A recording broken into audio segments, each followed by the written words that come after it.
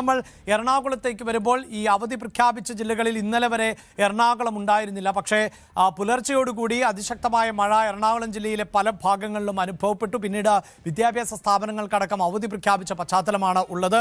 ഇപ്പോൾ ആജ്ഞ രവീന്ദ്രനുണ്ട് കൊച്ചിയിൽ നിന്ന്. ആജ്ഞ, എറണാകുളത്തും മഴ മുന്നറിയിപ്പ് നിലനിൽക്കുകയാണ്. ഇപ്പോഴത്തെ പശ്ചാത്തലം എന്താണ്?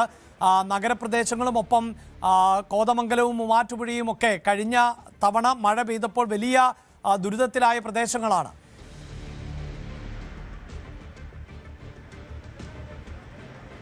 അഭിലാഷ്, ഇന്ന് രാവിലെ 4 മണിയോട് കൂടിയാണ് ആദ്യ അലേർട്ട് വരുന്നത്. 4 മണി മുതൽ 7 മണി വരെയുള്ള 3 മണിക്കൂർ ആയിരുന്നു റെഡ് അലേർട്ട് പ്രഖ്യാപിച്ചിരുന്നത്. അത് കഴിഞ്ഞ ശേഷം പിന്നീട് 10 മണി വരെയും റെഡ് അലേർട്ട് പ്രഖ്യാപിച്ചുകൊണ്ടായിരുന്നു മുന്നറിയിപ്പ് വന്നിരുന്നത്. എന്തായാലും എറണാകുളത്തെ ഉൾപ്രദേശങ്ങളിൽ മഴ പെയ്തു, കനത്ത മഴ പെയ്തു. പക്ഷേ സിറ്റിയിലേക്ക് അത്ര തീവ്ര മഴ ആയിരുന്നില്ല. പക്ഷേ ഇപ്പോൾ വീണ്ടും ആ ഒരു സാഹചര്യത്തിൽ ഈ മഴ മുന്നറിയിപ്പ് കണക്കാക്കിയെടുത്തുകൊണ്ട് തന്നെയാണ് ജില്ലാ കളക്ടർ ജില്ലയിലെ വിവിധ വിദ്യാഭ്യാസ സ്ഥാപനങ്ങൾക്ക്, എല്ലാ വിദ്യാഭ്യാസ സ്ഥാപനങ്ങൾക്കും അവധി നൽകിയിരിക്കുന്നത്. അംഗൻവാടികൾ ഉൾപ്പെടെയുള്ളതും പ്രൊഫഷണൽ കോളേജുകൾ അടക്കമുള്ള വിദ്യാഭ്യാസ സ്ഥാപനങ്ങൾക്ക് അവധി നൽകിയിട്ടുണ്ട്. അത് ഈ പറഞ്ഞതുപോലെ കഴിഞ്ഞ ദിവസം വരെ വളരെ ശാന്തമായി നിന്ന സാഹചര്യത്തിൽ നിന്നുമാണ് അപ്രതീക്ഷിതമായ യെല്ലോ അലേർട്ടിൽ നിന്നും റെഡ് അലേർട്ടിലേക്ക് പോകുന്ന ഒരു സാഹചര്യം ഉണ്ടായത്. എന്തായാലും മഴ മുന്നറിയിപ്പുണ്ട്. അതുകൊണ്ട് തന്നെ സുരക്ഷിതമായി വീട്ടിലിരിക്കുക എന്നുള്ള ഒരു മുന്നറിയിപ്പ് തന്നെയാണ് ജില്ലാ കളക്ടർ മുന്നോട്ട് വെച്ചതും. കേന്ദ്ര കാലാവസ്ഥാ കേന്ദ്ര കാലാവസ്ഥാ നിരീക്ഷണ കേന്ദ്രം അറിയിക്കുന്നത് പോലെ തന്നെയാണ് ഇത്തരത്തിൽ മഴ മുന്നറിയിപ്പ് ആളുകളിലെത്തി അതിനുവേണ്ട പ്രിക്കോഷൻസ് കൈക്കൊള്ളുകയും ചെയ്തിട്ടുള്ളത്. പ്രത്യേകിച്ചും ഇതുമായി ബന്ധപ്പെട്ടുണ്ടാകുന്ന പ്രത്യാഘാതങ്ങൾ, പ്രധാന ഇടങ്ങളിലൊക്കെ വെള്ളക്കെട്ടുണ്ടാകാനുള്ള സാധ്യതയുണ്ട്. അതുപോലെ ഗതാഗതക്കുരുക്ക്, വാഹനങ്ങളിലെ വിസിബിലിറ്റി കുറയൽ, അങ്ങനത്തെ ചില കാര്യങ്ങളുണ്ട്. അതുകൊണ്ട് തന്നെ നിയന്ത്രിതമായി തന്നെ വാഹനങ്ങൾ പോവുകയോ മാക്സിമം വീട്ടിലിരിക്കുകയോ അല്ലെങ്കിൽ പുറത്തിറങ്ങാതിരിക്കുകയോ ചെയ്യുക എന്നുള്ള നിർദ്ദേശമാണ് ജില്ലാ ഭരണകൂടം മുന്നോട്ട് വയ്ക്കുന്നത്. എന്തായാലും മഴ മുന്നറിയിപ്പ് 10 മണി വരെ ആയിരുന്നു റെഡ് അലേർട്ട് പ്രഖ്യാപിച്ചിരുന്നത്. എന്തായാലും സിറ്റിയിലേക്ക് കനത്ത മഴ ലഭിച്ചിട്ടില്ല. അതേസമയം ഉൾപ്രദേശങ്ങളിൽ മഴ പെയ്യുന്നുണ്ട്, കനത്ത മഴ പെയ്യുന്നുണ്ട്. രാത്രിയിലും ഒക്കെ നല്ല മഴയുണ്ടായിരുന്നു. അതേ തുടർന്നാണ് റെഡ് അലേർട്ട് മെസ്സേജ് വരുന്നത്. പുലർച്ചെ 4 മണിയോട് കൂടിയാണ് ആദ്യത്തെ മെസ്സേജ് വരുന്നത്. ആ 4 മണി മുതൽ 7 മണി വരെയുള്ള 3 മണിക്കൂർ പിന്നീട് അത് വീണ്ടും അപ്ഡേറ്റ് ചെയ്തപ്പോൾ 10 മണി വരെ എന്നുള്ള ഒരു സാഹചര്യത്തിലേക്ക് ഇപ്പോൾ 10 മണി കഴിഞ്ഞിട്ടുണ്ട്. എന്തായാലും നിലവിൽ ജില്ലയിൽ തീവ്ര മഴ എന്നുള്ള ഒരു സാഹചര്യത്തിലേക്ക് എത്തിയിട്ടില്ല. എന്നിരുന്നാലും മുന്നറിയിപ്പ് സൂചകമായി കണക്കിലെടുത്തുകൊണ്ട് സുരക്ഷിതമായി ഇരിക്കുക എന്നുള്ള ഒരൊറ്റ നിർദ്ദേശമാണ് ജില്ലാ ഭരണകൂടം മുന്നോട്ട് വയ്ക്കുന്നത്. അവിടെ തീർച്ചയായും ആജ്ഞ, ഇതിലിപ്പോൾ ഈ സൂചിപ്പിക്കുന്ന പോലെ അതായത് മഴ മുന്നറിയിപ്പ് ഒരു ഭാഗത്ത് നിലനിൽക്കുന്നു. നേരത്തെ പത്തനംതിട്ടയിൽ നിന്ന് ശശിനാരായണൻ സൂചിപ്പിച്ച ഒരു പ്രധാനപ്പെട്ട വിഷയം എന്നത് അവിടെ ഈ റാന്നി ഉൾപ്പെടെയുള്ള പ്രദേശങ്ങളിൽ നിന്ന് വെള്ളക്കെട്ട് പൂർണ്ണമായും ഒഴിവായിട്ടില്ല, വെള്ളം ഇറങ്ങുന്നതേ ഉള്ളൂ. ഇപ്പോൾ കൊച്ചിയിലേക്ക് വരുമ്പോഴും നമുക്കറിയാം കൊച്ചിയുടെ ഒരു നഗരപ്രദേശത്തിൻ്റെ പ്രത്യേകത. കഴിഞ്ഞ ദിവസം നമ്മൾ ഇതുമായി ബന്ധപ്പെട്ട മാലിന്യ പ്രശ്നം അതിരൂക്ഷമാകുന്നു. കൊച്ചി മെട്രോയുടെ നിർമ്മാണ പ്രവർത്തികൾ നടക്കുന്ന ഭാഗത്ത് വെള്ളക്കെട്ടുണ്ടാകുന്നു.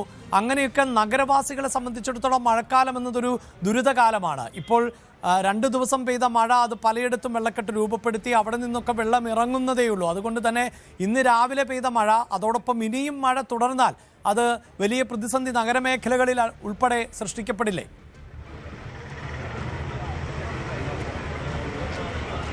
തീർച്ചയായിട്ടും അഭിലാഷ്, പ്രത്യേകിച്ചും മാലിന്യ പ്രശ്നങ്ങൾ ഇപ്പോൾ സിറ്റിയിൽ അങ്ങനെ മാലിന്യം കുന്നുകൂടി കിടക്കുന്ന സാഹചര്യമില്ല. മാലിന്യം കൂടി കിടക്കുന്ന കാഴ്ചകൾ നമുക്ക് കാണാൻ കഴിയില്ലെങ്കിൽ പോലും ബ്രഹ്മപുരത്തിലേക്ക് അതിനെ സംസ്കരിക്കുന്നതുമായി ബന്ധപ്പെട്ട പ്രതിസന്ധികൾ നിലനിൽക്കുന്നുണ്ട്.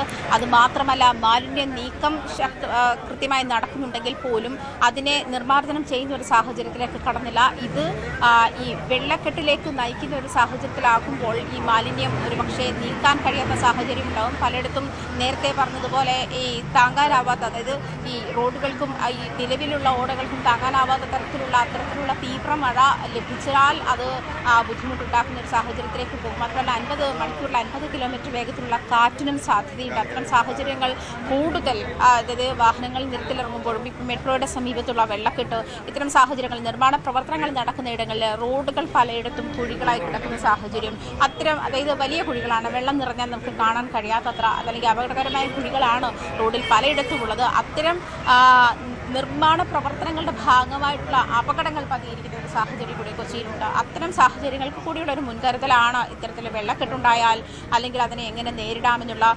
നേരിടേണ്ടുന്ന ഒരു സാഹചര്യത്തിലേക്ക് പോകാതെ അതിനെ പ്രതിരോധിക്കുക അല്ലെങ്കിൽ പ്രിക്കോഷൻ എടുക്കുക എന്നുള്ളൊരു നിർദ്ദേശമാണ് ജില്ലാ ഭരണകൂടത്തിൻ്റെ ഭാഗത്തുനിന്ന് ഉണ്ടായിട്ടുള്ളത്. എന്തായാലും അതിതീവ്ര മഴ എന്നുള്ളൊരു സാഹചര്യം ഇതുവരെ കൊച്ചിയിലുണ്ടായില്ല. പക്ഷേ ഉൾപ്രദേശങ്ങളിൽ മഴയുണ്ട്. റെഡ് അലേർട്ട് ആയിരുന്നു 10 മണി വരെ. അടുത്ത അപ്ഡേഷൻ വന്നിട്ടില്ല. എന്തായാലും രാവിലെ അതായത് ഒരു 4 മണി മുതൽ തുടർന്ന് ഇങ്ങോട്ട് 6 മണിക്കൂർ ജില്ലയിൽ റെഡ് അലേർട്ട് തന്നെയാണ് പ്രഖ്യാപിച്ചതിൻ്റെ പശ്ചാത്തലത്തിൽ ഈ അടിയന്തരമായി ജില്ലാ കളക്ടർ വിദ്യാഭ്യാസ സ്ഥാപനങ്ങൾക്ക് അവധി പ്രഖ്യാപന സാഹചര്യത്തിലേക്കായിരുന്നു പോയിരുന്നത്. എന്തായാലും അടിയന്തരമായി മുൻകരുതലോടുകൂടി ഇരിക്കുക എന്നുള്ള നിർദ്ദേശമാണ് ജില്ലാ ഭരണകൂടത്തിൻ്റെ ഭാഗത്തുനിന്ന് ഉണ്ടാകുന്നത്. തീർച്ചയായും രാവിലെ കനത്ത മഴയായിരുന്നു എറണാകുളം ജില്ലയുടെ വിവിധ ഭാഗങ്ങളിൽ പെയ്തത്. അതുകൊണ്ട് തന്നെയാണ് കളക്ടർ അവധി പ്രഖ്യാപിക്കുകയും ചെയ്തത്. കഴിയുന്നത്ര അപകട സാഹചര്യങ്ങളെ ഒഴിവാക്കുക എന്നതിനാണ് ജില്ലാ ഭരണകൂടം ഇപ്പോൾ പ്രാധാന്യം നൽകുന്നത് എന്നതാണ്. അതേസമയം ആജ്ഞ തന്നെ സൂചിപ്പിച്ചതുപോലെ ഈ മഴ മുന്നറിയിപ്പ് ഓരോ നിമിഷവും മാറിക്കൊണ്ടിരിക്കുന്ന ഒരു സാഹചര്യം കൂടിയുണ്ട്. കൂടുതൽ വാർത്തകൾക്ക് News 18 Keralam YouTube channel subscribe ചെയ്യുക.